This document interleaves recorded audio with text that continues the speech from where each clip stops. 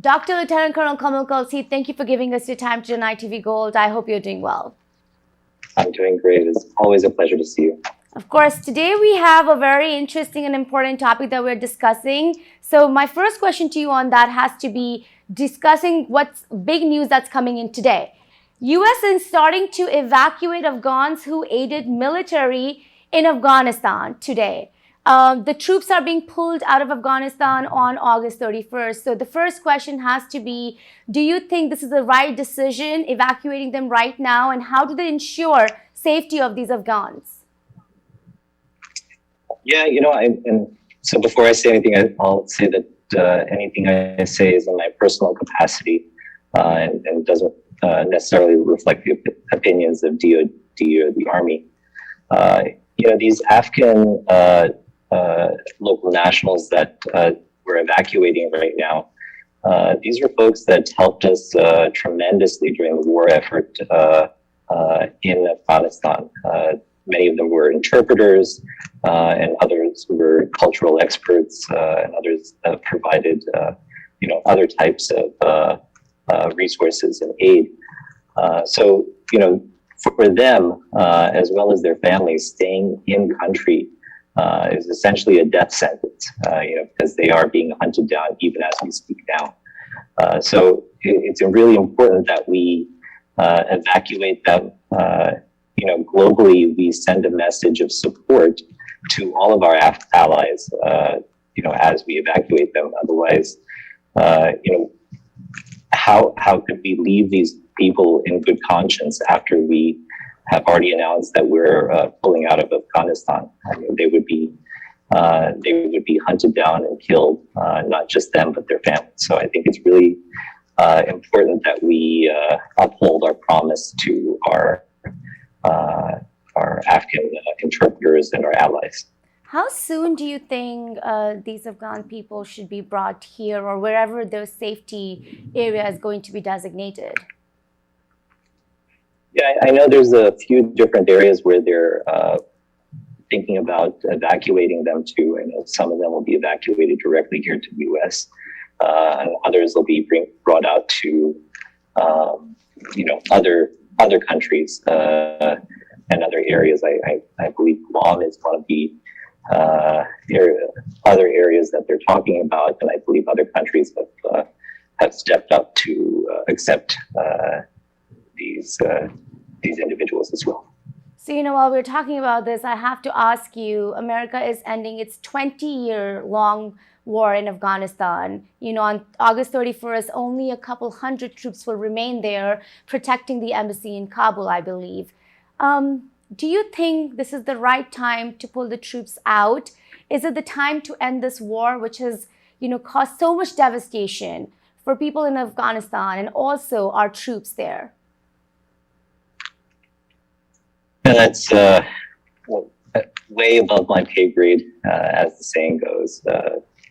These are definitely political decisions that are made, and I support President Biden and his initiatives. So, it is a difficult, very, very difficult decision to make, to be pulling out of a country where you've essentially fought in for about 20 years. So it's America's longest running war. There's been a lot of lives lost. I served in Afghanistan for a little over 7 months in 2011, and took care of some of the worst injuries that we saw during the conflict. So it definitely it is a bittersweet moment. I'm happy that we're bringing the troops home, and I'm sure that the soldiers that are coming home are happy. But it also begs the question, why exactly were we there? What did we accomplish? I think there's and I think the Biden administration asks these types of questions.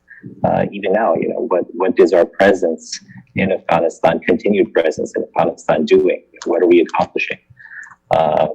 And so I think at the end of the day, they decided that the ongoing cost, not just in money, but in the blood, sweat, and tears that we put into it. Is that justified? Or is it better to just pull out and focus on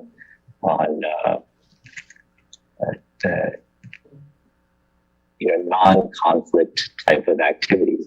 Can you help rebuild some of their infrastructure? Can you help improve their own internal police and military activities? And so I think that's something that the administration, I think, will have to keep a keen eye on, improving rather than using the military route to try to support peace and continue governance in that country. President Biden has already said he doesn't want another generation of Americans going there, and I think he's keeping up with the promise. Could you give us a little insight into your experience serving in Afghanistan? You were a doctor there. You must have seen a lot of devastation amongst, the troops there, but I'm sure you must have heard about the devastation happening in Afghanistan itself, the war itself. What was the situation there like? What are the troops facing? I'd like the audience to get to know a little bit about that.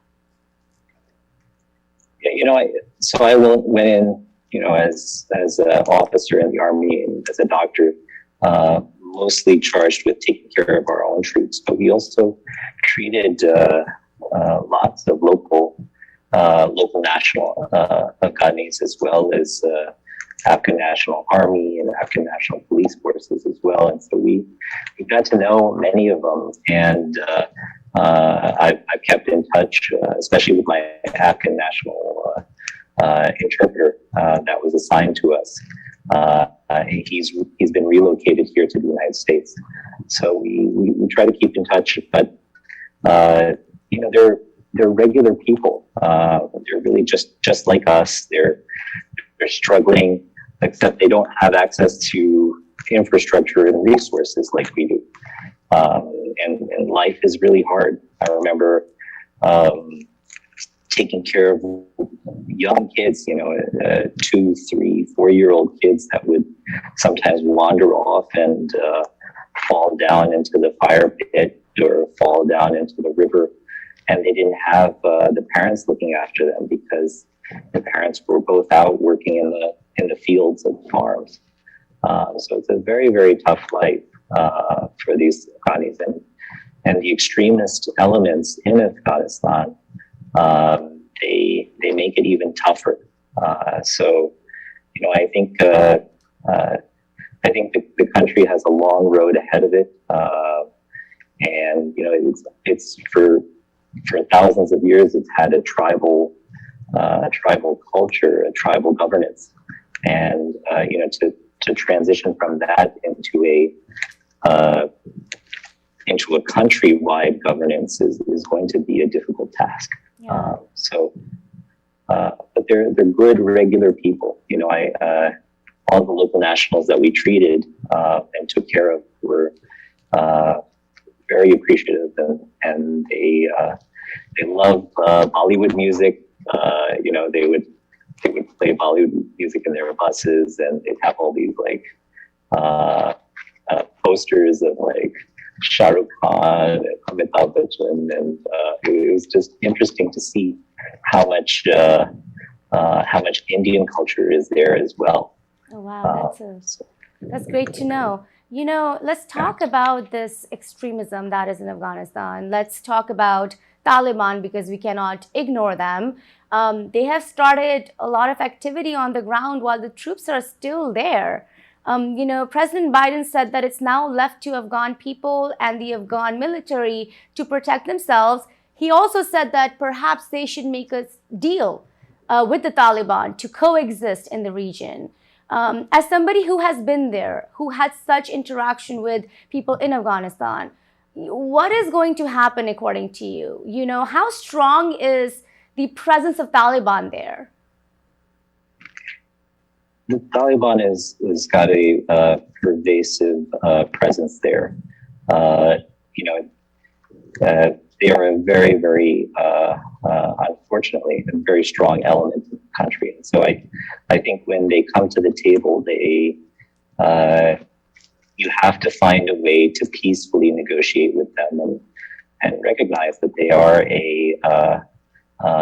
a center of power in that country.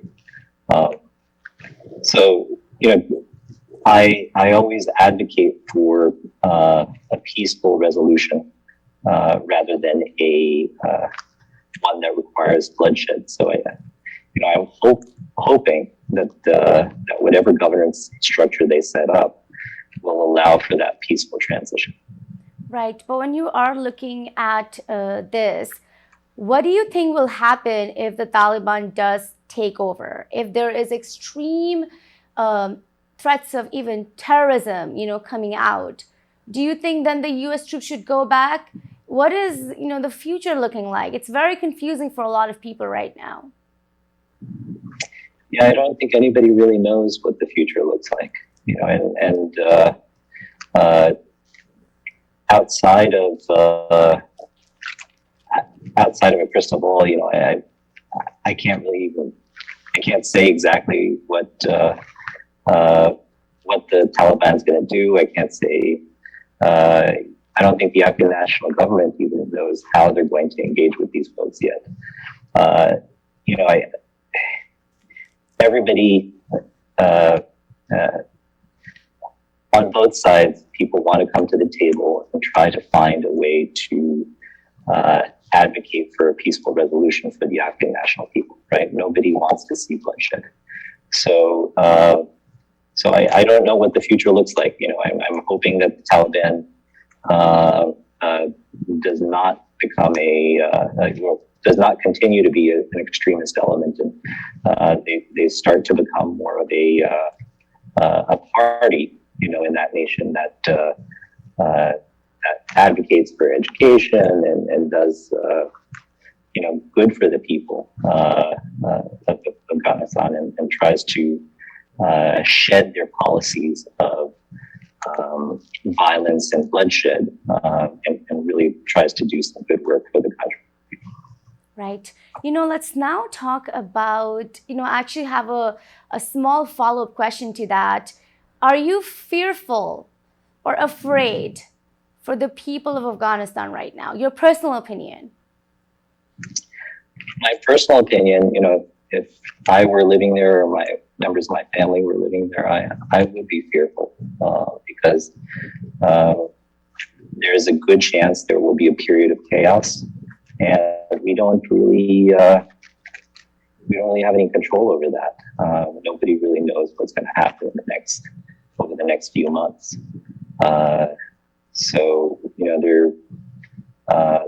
I know many of the Sikh families that used to live in Afghanistan really tell us some really, really horrible horror stories of what the Taliban's been doing. And they've been essentially hunting down non-Muslims and systematically eliminating them. So, that's not the way to create a peace in the region, because bloodshed always leads to more bloodshed. So I think if it were me or my family, I would want to get out. And I think that's why many of the Afghan nationals that helped the United States during the time of war understand the Taliban and now are asking to be evacuated. Yes. These troops that are still going to be there protecting the embassy, do you think they'll still have to fight against the Taliban? Do you see, or what are you hearing about it when you are hearing things surrounding it? Yeah, so troops that are there to protect the embassy, that is their main focus. So it's not like their mission is not to go out and look for Taliban forces or try to undermine or destroy Taliban forces in the country. Their job is simply to be there to protect the embassy. And so they will protect the embassy against any and all threats. And uh, you know, any sort of element in that country should be aware that even though there's only a small number of U.S. troops, they are backed by a much larger force that can respond very quickly and with tremendous amount of force. Right. Do you think neighboring countries or surrounding countries such as India, Pakistan, and others, do you think they are probably in trouble if the Taliban does take over? What are your feelings about that? Because this has a global implication, not just on the United States, but for the rest of the world. How are you looking at it? Yeah, no, you make a really great point. If I were Pakistan or India, I'd be worried that if Afghanistan becomes a unstable and extremist, unstable country, and becomes home to extremist elements, even outside of the Taliban, then that could destabilize the western regions of Pakistan, which are already quite lawless to begin with. And then if Pakistan falls, then that will become a massive, it becomes a huge problem for India and many of the other surrounding countries. So, we can't allow Afghanistan to create havoc within Pakistan as well. Pakistan, as you know, is a nuclear power as well, and that has worldwide implications.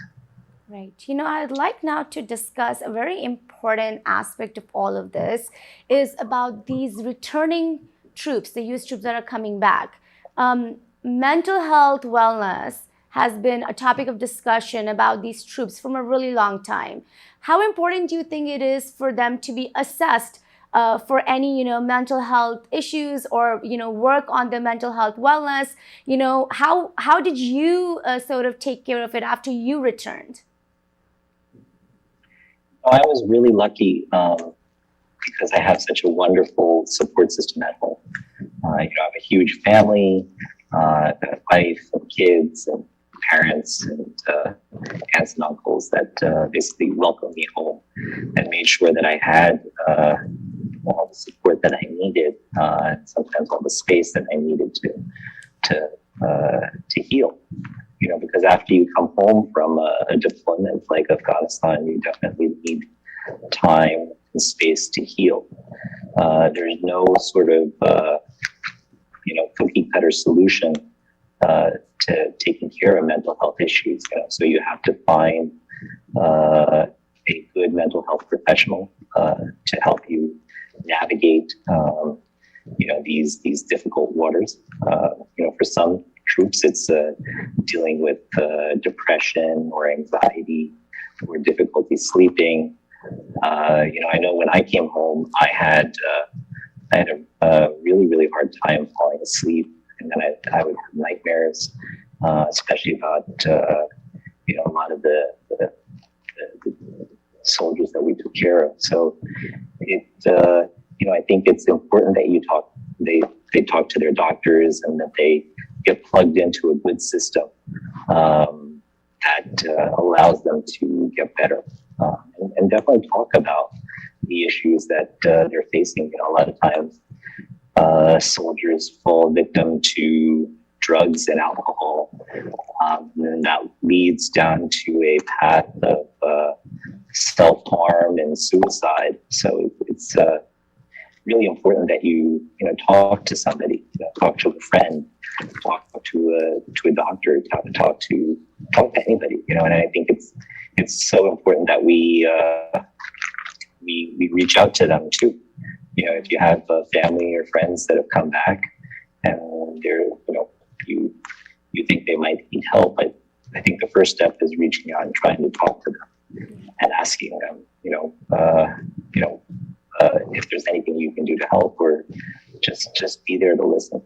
Yeah, definitely. That's a great message for the troops coming back to take care of themselves. They have seen a lot. They have been through a lot. My last question to you actually deals with Seva, a nonprofit that you run, which deals a lot with Army veterans and more. What is on agenda for this year? And with the troops coming back, will you be focusing on some of them as well with Seva? Yeah, no, absolutely. We have a couple of items that we're pushing very, very hard on right now. We are focused on getting young Sikhs and other minorities into the Navy and the Marines, as well as the U.S. Coast Guard. We are going to harass my good friend, Surgeon General Vivek Murthy, to change policy in the U.S. Public Health Service so that Sikhs and other minorities can join and can serve with our articles of faith freely as well. And we're also working on a documentary. So we're it's where we sort of talk about the journey that Sikhs and Muslims and other minorities have had in the last 10 years in serving in the armed forces with our turbans and beards and hijabs and such. And we just want to share that story because it shows the power of diversity and inclusion. It shows that we are better as a nation when we come together. And we got my wife joining us in the back seat here now. No worries, no worries. You were just concluding on Seva. Yeah, and I think it's important that we try to figure out how we can not just advocate for Sikhs, but also work with other minorities, like our Muslim brothers and sisters, our Hindu brothers and sisters, the Rastafarians, the Wiccans, the Jews, the Christians, everybody, so that we can come together and heal this sort of divided nation. We're in a very, very dark spot right now as a nation, and I think we can figure out how to heal these wounds through service. Yes, definitely. Well, best of luck for Seva, and thank you for your personal comments and your personal perspective on the troops coming back. It was a pleasure to have you on ITV Gold. Thank you. It's always a pleasure.